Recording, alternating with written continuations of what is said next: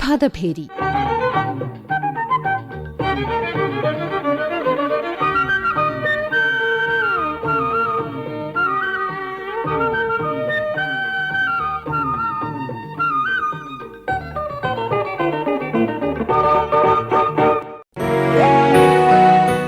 സ്ത്രീ സുരക്ഷയ്ക്കും നിയമവാഴ്ചയ്ക്കും വലിയ പ്രാധാന്യം നൽകുന്ന നമ്മുടെ സംസ്ഥാനത്ത് കഴിഞ്ഞ 10 വർഷത്തിനിടയിൽ 1.5 ലക്ഷത്തിലധികം സ്ത്രീ പീഡന കേസുകൾ രജിസ്റ്റർ ചെയ്തപ്പോൾ അതിൽ ശിക്ഷിക്കപ്പെട്ടത് വെറും 9,403 പേർ മാത്രമാണെന്ന വിവരമാണ് ആഭ്യന്തര വകുപ്പിന്റെ ഔദ്യോഗിക കണക്കുകൾ വ്യക്തമാക്കുന്നത്. ഈ കണക്കുകൾ തികച്ചും ആശങ്കാജനകമാണ്. അന്വേഷണത്തിലെ വീഴ്ചകളും തെളിവുകളുടെ അഭാവവും സാക്ഷികളുടെ കൂറുമാറ്റവും മൂലമാണ് വലിയൊരു വിഭാഗം പ്രതികളെയും വെറുതെ വിടുന്നത്. സ്ത്രീ പീഡന കേസുകൾ അന്വേഷിക്കാൻ SIT അഥവാ പ്രത്യേക അന്വേഷണ സംഘവും വിദഗ്ധരായ ഉദ്യോഗസ്ഥരും അനിവാര്യമാണെന്ന ആവശ്യം ഉയരുമ്പോൾ നീതി നിർവഹണ രംഗത്ത് വരുത്തേണ്ട കാതലായ മാറ്റങ്ങളെക്കുറിച്ച് നമുക്ക് പരിശോധിക്കാം. പ്രോസിക്യൂഷൻ പരാജയപ്പെട്ടാലും ഡിജിറ്റൽ എവിഡൻസ് ഉള്ള കേസുകളിലെങ്കിലും പോലീസ് അപ്പീലിന് പോവുകയാണെങ്കിൽ കുറേക്കൂടി കാര്യക്ഷമമായ കാര്യങ്ങൾ നീങ്ങും. പോലീസ് ഉദ്യോഗസ്ഥന്മാര് ഇതുപോലെ ഒരു പരാതി വന്നു കഴിഞ്ഞാൽ അവര് കേസ് രജിസ്റ്റർ ചെയ്യാനായിട്ട് സാധാരണഗതിയിൽ മടിക്കും. Retired SP George Joseph. പക്ഷേ ഇപ്പോഴേ അവരുടെ ഓറലായിട്ട് അവർ പറയുന്ന എവിഡൻസ് മാത്രമല്ല, ഡിജിറ്റൽ എവിഡൻസ് കൂടെ മിക്കവാറുള്ള കേസിനകത്തുണ്ട്.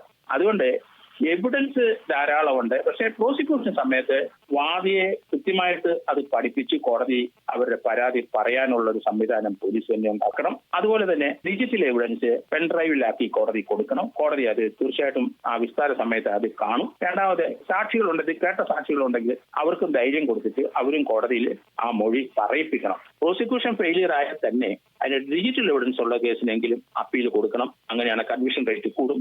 ആൾക്കാർക്ക് തീർച്ചയായിട്ടും നടപടി ഉണ്ടാവും ശക്തമായ രീതിയിൽ പോലീസിന്റെ ഭാഗത്ത് നിന്ന്. അങ്ങനെയെങ്കിൽ ഇതുപോലെയുള്ള ക്രിമിനൽ കുറ്റങ്ങൾ നമുക്ക് കുറച്ചു കൊണ്ടുവരാനും സാധിക്കും. സമൂഹത്തെ അഭിമുഖീകരിക്കാനുള്ള പേടി മറികടന്നാണ് പല സ്ത്രീകളും പരാതി കൊടുക്കുന്നത്. എന്നിട്ടും അതിന് പരിഹാരം ലഭിക്കുന്നില്ല. പൊതുവെ നമ്മുടെ സമൂഹത്തിൽ നിലനിൽക്കുന്ന ഒരു ധാരണ എന്ന് പറഞ്ഞാൽ സ്ത്രീകൾ വെറുതെ കള്ളക്കേസുകൾ കൊടുക്കുകയും പുരുഷന്മാരെ വെറുതെ ശിക്ഷിക്കപ്പെടുകയും ചെയ്യുകയാണെന്നൊക്കെ ഉള്ളതാണ്. സാമൂഹ്യ പ്രവർത്തക ഡോക്ടർ AK ജയശ്രീ. പക്ഷേ വസ്തുതകൾ കാണിക്കുന്നതല്ലേ, ഇപ്പോഴത്തെ കണക്കുകൾ കാണിക്കുന്നതൊന്നും അങ്ങനെയല്ലല്ലോ. സ്ത്രീകളുടെ നേരെയുള്ള അക്രമങ്ങൾ കൂടി വരികയും അതേസമയം അതിനുള്ള ശിക്ഷകൾ നടക്കാതെ പോവുകയും ചെയ്യുന്നു എന്നാണ് കാണുന്നത്. ഇതിനുള്ള പ്രധാന കാരണം എന്താ വെച്ചാൽ ഇത് വളരെ നിസ്സാരമായി കാണുന്നു, അല്ലെങ്കിൽ ഇത് സ്വാഭാവികമാണ്. സ്ത്രീകളെ ശിക്ഷിക്കുക എന്നുള്ളത്, വീട്ടിനകത്തെ പുരുഷന്മാരാണെങ്കിൽ ഇത് ശിക്ഷിക്കാനുള്ള അവകാശം അവർക്ക് ഉണ്ട് എന്നുള്ള തരത്തിലാണ്. പുറത്തുള്ള അക്രമമാണെങ്കിൽ പുറത്തേക്ക് സ്ത്രീകൾ എന്തിനാണ് പോകുന്നത്, വീട്ടിലിരുന്ന പോരെ, ആവശ്യമില്ലാതെ പുറത്തു പോകുന്നുണ്ടല്ലേ എന്നുള്ള ഒരു ധാരണ ഉള്ളിൽ എല്ലാവർക്കും ഉണ്ട് എന്നുള്ളതാണ്.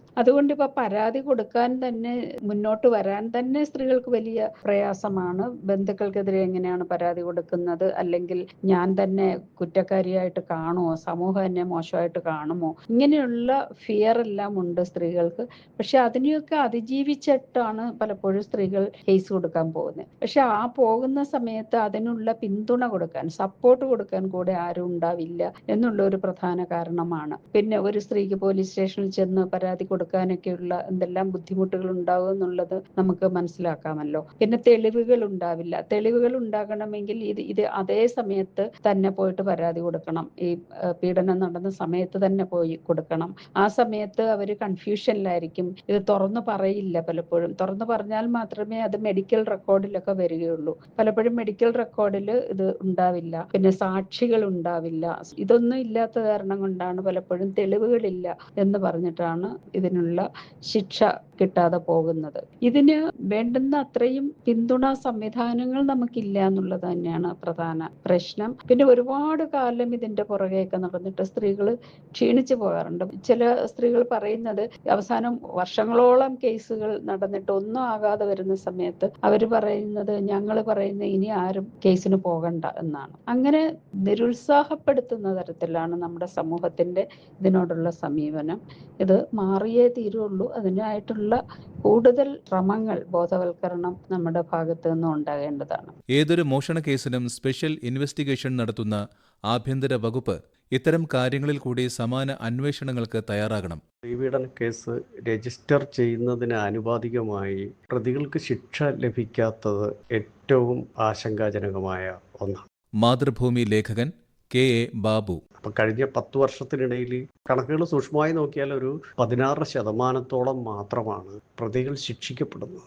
ഇതിന് അവർ പറയുന്ന പ്രധാന കാരണം തെളിവുകളുടെ അഭാവം, കേസ് നടത്തിപ്പിലുള്ള കാലവിളംബം എന്നിവയാണ്. ഇപ്പം ഈ തെളിവുകളുടെ അഭാവം എന്നതിൽ ഇരയാക്കപ്പെടുന്ന സ്ത്രീ കാര്യങ്ങൾ പറഞ്ഞു കൊടുക്കുന്നതിൽ അവർ സ്ത്രീ സഹജമായ ലജ്ജയോടുകൂടിയാണ് പലപ്പോഴും ഇത്തരം കാര്യങ്ങൾ, ഇപ്പോൾ ഒരു ബലാത്സംഗം നടന്നതിനെക്കുറിച്ചുള്ള വിശദാംശം പോലീസിനെ ഏൽപ്പിക്കുന്നതിൽ വരുന്ന മടി, അത് തെളിവ് കോടതിയിൽ ഹാജരാക്കുന്നതിനെ പ്രതികൂലമായി ബാധിക്കുന്നുണ്ട്. അപ്പോൾ അത്തരം പ്രശ്നങ്ങളിൽ സ്ത്രീക്ക് ഊർജം പകരുന്ന വിധത്തിലുള്ള ഒരു നിലപാട് സമൂഹം നൽകേണ്ടതുണ്ട്.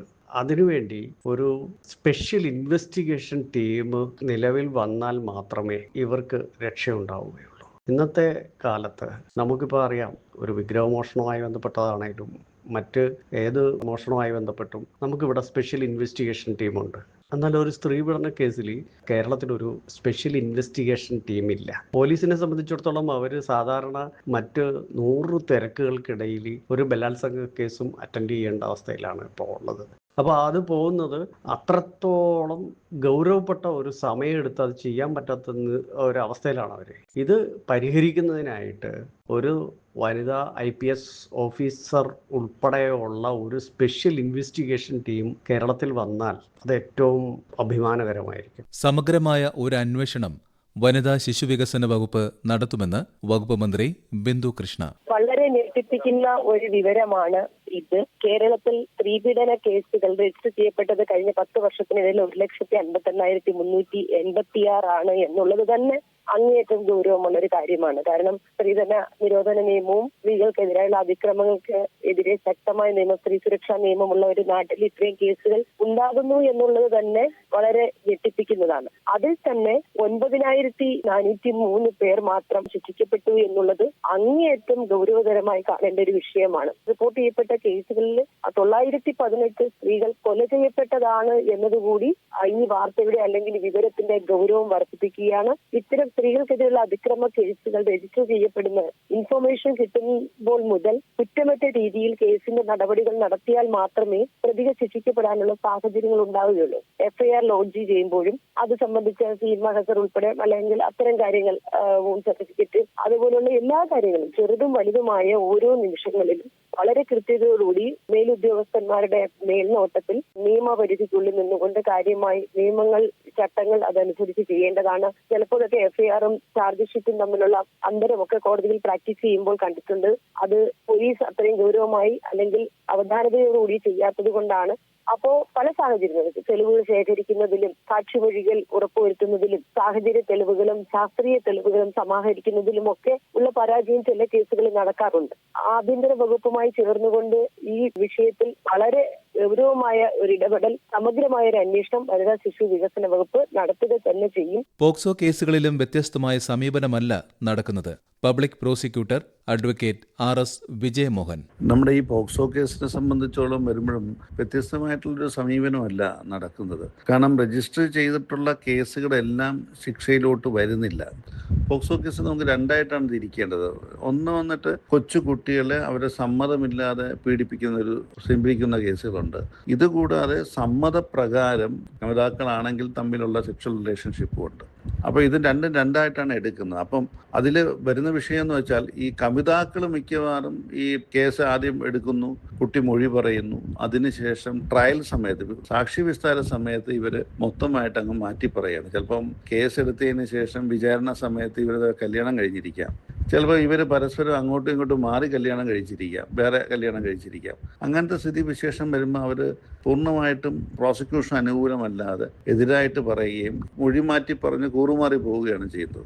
അടുത്ത കേസിനെ സംബന്ധിച്ചുള്ള സമ്മതമില്ലാത്ത സെക്ഷൽ റിലേഷൻഷിപ്പ് ഉണ്ട് എന്ന് വെച്ചാൽ ബലാത്സംഗം പോലെയും അങ്ങനത്തെ കേസുകൾ. ആ കേസുകളെ സംബന്ധിച്ചോളം ചിലപ്പം ഈ കുട്ടികളെ പീഡിപ്പിക്കുന്നത് കുട്ടികളുമായിട്ട് അടുപ്പമുള്ളതും സ്വാതന്ത്ര്യമുള്ളതും ഉള്ള ആൾക്കാരായിരിക്കും കൂടുതൽ പീഡിപ്പിക്കുന്നത്. അങ്ങനത്തെ ആളുകൾ എന്ത് ചെയ്യുന്നത്, അവരൊന്നീ ബന്ധുക്കളാവാം, വീട്ടിലുള്ളവരാവാം, രണ്ടാനച്ഛനാവാം, അമ്മാവനാവാം. അവരൊക്കെ സംഭവം നടക്കുന്നതെന്ന് വെച്ചാൽ ഈ ട്രയൽ സമയം വരുമ്പം അടുത്ത ബന്ധുക്കളല്ലേ, അടുത്ത സൗഹൃദങ്ങളല്ലേ, ഒരിക്കൽ ഈ പ്രതിയെ അറസ്റ്റ് ചെയ്ത സമയത്ത് ജയിലിൽ കിടന്നതല്ലേ, ഇനി വേണ്ട, നമുക്ക് ഈ കേസുമായി മുന്നോട്ട് പോകാൻ പറ്റില്ല എന്നൊക്കെ കൂറുമാറി പറയുകയാണ്. അപ്പോൾ അങ്ങനെ കുറേ കേസുകൾ തീർന്നു പോവുകയാണ്. അപ്പോൾ അതിൻ്റെ ഇടയിൽ കിട്ടുന്ന കേസുകൾ മാത്രമാണ് ശിക്ഷിക്കുന്നത്. മറ്റു കേസിലൊക്കെ ശിക്ഷിക്കാതെ വെറുതെ വിടുകയാണ് ചെയ്യുന്നത്.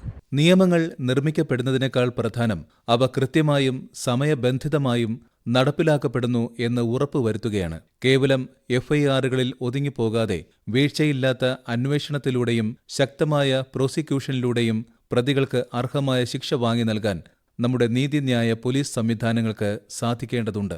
അത്തരം ശക്തമായ നിയമ നടപടികൾ സർക്കാരിന്റെ ഭാഗത്തുനിന്നും ഉണ്ടാകുമെന്ന് പ്രത്യാശിക്കാം.